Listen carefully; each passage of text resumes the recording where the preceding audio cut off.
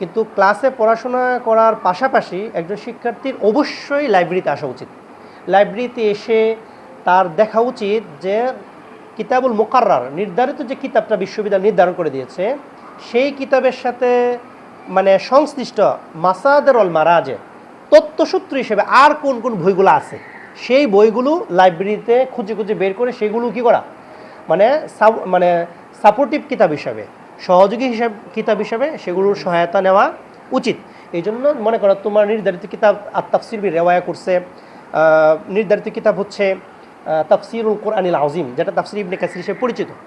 এই তাফসির ইবনে কাসির তোমার পাঠ্য এখান থেকে পড়তে হবে সূরা নিসা এবং সূরা আল ইমরান, কিন্তু মাসাদার এবং মারাজে হিসাবে আর কি কি তাফসিরগুলো পড়তে হবে এগুলো তোমরা সিলেবাস দেখে লাইব্রেরিতে এসে দেখবা যে কোনটা তাফহিমুল কোরআন, কোনটা ফিজিলুল কোরআন, কোনটা সফওয়াতুত তাফাসির, কোনটা তাফসিরে বাইজাবি, কোনটা তাফসির মানে মাআলিমুত তানজিল, এইগুলো দেখে লাইব্রেরি ওয়ার্ক করবা। তার লাইব্রেরি ওয়ার্কের দরকার আছে নাই?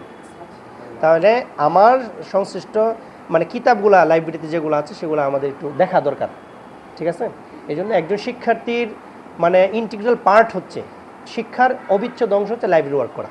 আজকে লাইব্রেরিতে তোমরা আসছো, এই জন্য তোমাদের সবাইকে মোবারকবাদ।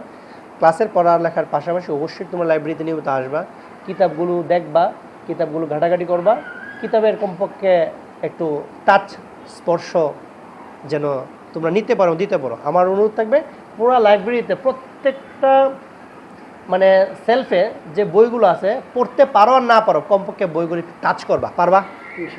ইনশাআল্লাহ। ইনশাআল্লাহ। আল্লাহ তাআলা। আসসালামু আলাইকুম ওয়া রাহমাতুল্লাহ।